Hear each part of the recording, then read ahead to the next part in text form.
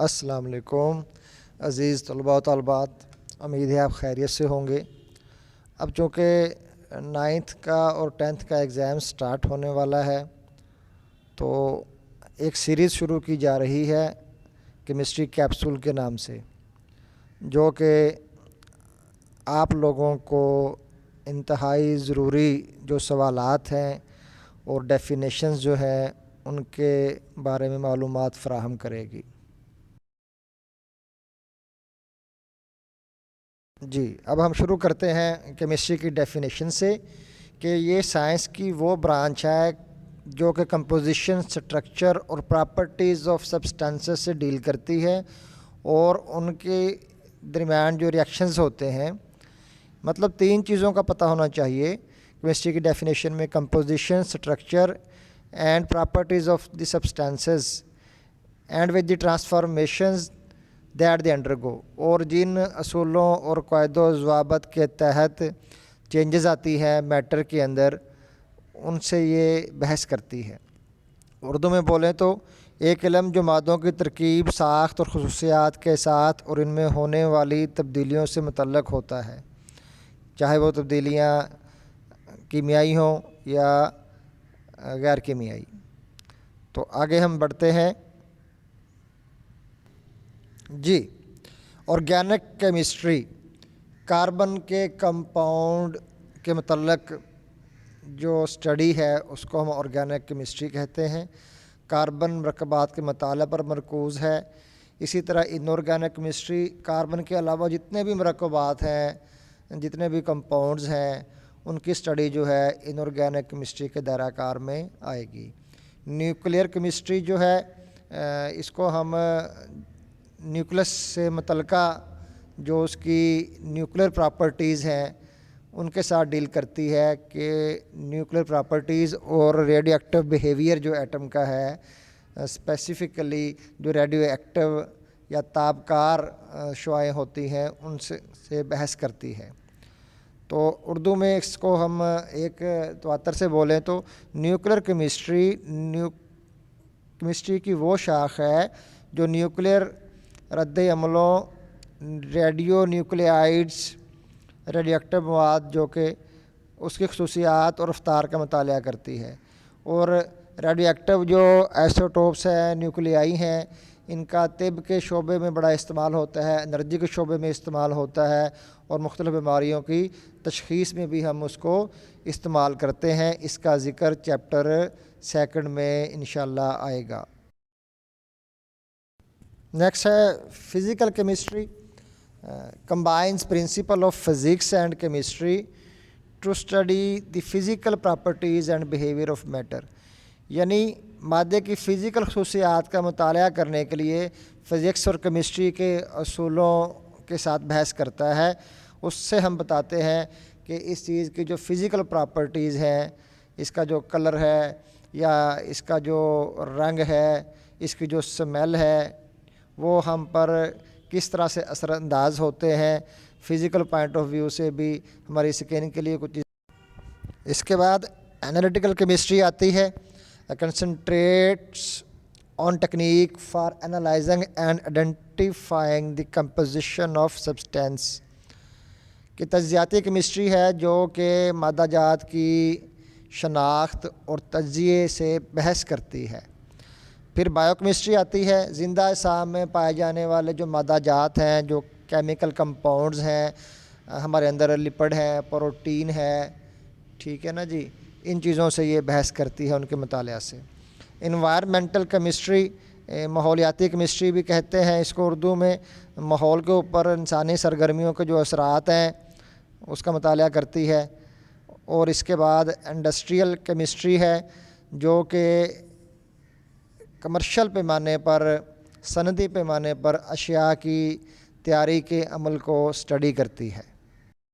इसके बाद एलिमेंट आता है। खालस तरीन जो सब्सटेंस है उसको हम एलिमेंट कहते हैं। इसमें तमाम एटम्स का एटमी नंबर सेम होता है। Elements is that substance in which all atoms have same type of atomic number, उसका एटॉमिक नंबर सेम होता है और जब एटॉमिक नंबर सेम होगा तो उसमें नंबर ऑफ़ प्रोटॉन्स भी सेम होंगे। तो इसकी एग्जांपल्स कुछ दी हुई हैं और टेबल की फॉर्म में जो आपके सामने आ रहा है कुछ फिगर्स हैं। इनमें हर दफ़ा हर एग्ज़ाम में ऑब्जेक्टिव के अंदर एक सवाल एमसीक्यूज़ में लाजमी आता है। अर्थ क्रस्ट में ऑक्सीजन, सिलिकॉन, एल्युमिनियम कितनी पाई जाती है, या ओशंस के अंदर ऑक्सीजन, हाइड्रोजन, क्लोरीन परसेंटेज में कितनी है, या एटमॉस्फेयर में। इनमें से एक लाजमी आता है, सेकंड टाइम भी आता है, फर्स्ट टाइम भी आता है। आप पेपर कोई भी किसी बोर्ड का उठा कर देख लें, इस क्वेश्चन के बगैर पेपर नहीं बना होता। सिंबल क्या है? Shortest name of an element, किसी एलिमेंट का मुख्तसर तरीन नाम जो है वो सिंबल कहलाता है। जिस तरह हम मुख्तसर नामों से लोगों को भी पुकारते हैं, अल्लाह दिते को हम एडी कह लेते हैं। तो एक एग्ज़ाम्पल भी सामने लिखी हुई है फ्लोरीन की। ऊपर जो लिखा हुआ है टॉप के ऊपर 9 इसका एटॉमिक नंबर है और नीचे जो 19 दिया हुआ है इसका वो मास है। Valency, the combining capacity of different elements among themselves is known as valency. मुख्तलिफ एलिमेंट्स की आपस में एक दूसरे के साथ मिलने की जो सलाहियत है उसको हम वैलेंसी कहते हैं। इसके बाद एक बड़ा अहम डिफरेंस है मिक्सचर और कंपाउंड में। कंपाउंड का एक वाज़े फार्मूला होता है, मिक्सचर का वाज़े फार्मूला नहीं होता। कंपाउंड का मेल्टिंग और बॉइलिंग पॉइंट डिस्टिंक्ट होता है, शार्प होता है, जबकि मिक्सचर का मेल्टिंग बॉइलिंग पॉइंट वाज़े नहीं होता। कंपाउंड के अज्जा एक ख़ास निस्बत के साथ कंबाइन होते हैं। जैसे पानी के अंदर आप देखें H2O, 2 हाइड्रोजन है और 1 ऑक्सीजन है। ऐसा नहीं होता कि ऑक्सीजन 2 हो जाएं या 3 हो जाएं, वो कुछ और ही बन जाएगा। मिक्सचर के अंदर इस तरह की कोई कैद नहीं है। जैसे हम सीमेंट और बजरी और रेत को मिलाते हैं तो आप सीमेंट, बजरी या रेत को ज़रूरत के मुताबिक कम ज़्यादा हम कर लेते हैं, तो अपनी नीड को देखते हुए, जबकि कंपाउंड के अंदर इस तरह से नहीं होता। कंपाउंड का स्पेसिफिक फार्मूला होता है, मिक्सचर का फार्मूला नहीं होता। कंपाउंड होमोजेनस होता है और मिक्सचर हेट्रोजेनस और होमोजेनस दोनों तरह का हो सकता है। कंपाउंड के अज्जा अपनी जो सलाहियतें हैं, प्रॉपर्टीज़ जो हैं वो खो देते हैं, जबकि मिक्सचर में जो अज्जा होते हैं वो प्रॉपर्टीज़ बरकरार रखते हैं। तो ये कंपाउंड और मिक्सचर में फ़र्क जो है वाज़े हो गया है। उम्मीद है आपको समझ आ गई होगी।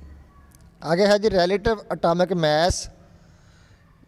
कार्बन 12 के 1/12 पार्ट से अगर हम किसी भी चीज़ के एटम के मास को कंपेयर करते हैं तो उसको हम कहेंगे रिलेटिव एटॉमिक मास। एक अंसर के, एक एटम के औसत वज़न को एक कार्बन 12 के 1/12 हिस्से से मुवाजना करते हैं। अब ये अगर हम मुवाज़ने की बात करते हैं तो फॉर एग्ज़ाम्पल हमारे पास 1 AMU जो है, आप आगे जाके इसको एंड पे देखेंगे, 1.66 10⁻⁻24 ग्राम के इक्वल होता है। तो अगर हम इसको कंपेयर करते हैं फॉर एग्ज़ाम्पल इसको सोडियम के साथ, तो सोडियम एक प्लेट में सोडियम का हम रखते हैं मास और एक प्लेट में रखते हैं इसका 1 AMU को, तो ज़ाहिर बात है सोडियम भारी है, तो 1 AMU वाला जो मास है इसमें हम अगर वो डालते जाएं 23 AMU पे जाके वो उसके बराबर होगा। नेक्स्ट हमारे पास एम्पिरिकल फार्मूला है, सादा तरीन फार्मूला। ये simplest whole number ratio of the elements in that compound. Simple whole number ratio को जो है ये बताता है। एग्ज़ाम्पल आप इसकी देख लें कि एम्पिरिकल फार्मूला H2O2 का जो है वो HO है, HO, और इसका C6H12O6 ग्लूकोज का जो है वो CH2O है। बट इट्स मॉलिक्यूलर फार्मूला जो है वो डिफरेंट होगा। अच्छा, यहाँ पर ये पेरोक्साइड वाला जो है ना सिंपलेस्ट फार्मूला इसका एम्पिरिकल, ये H2O2 लिखा गया है, ये HO है। H2O2 इसका मॉलिक्यूलर फार्मूला है, यानी कि दोनों में 2 एटम हैं, 2 पे तकसीम करें तो HO आता है। किसी मरकब का अमली फार्मूला इस मरकब में अनासर के सबसे सादा पूरे अदद की निस्बत को ज़ाहिर करता है।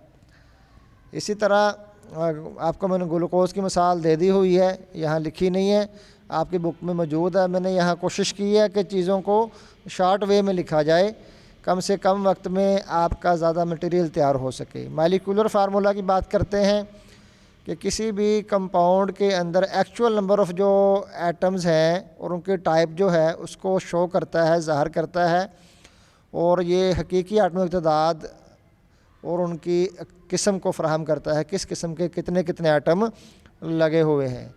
इसी तरह पेरोक्साइड का जो मॉलिक्यूलर फार्मूला है वो H2O2 है, 2 ऑक्सीजन हैं, 2 हाइड्रोजन हैं।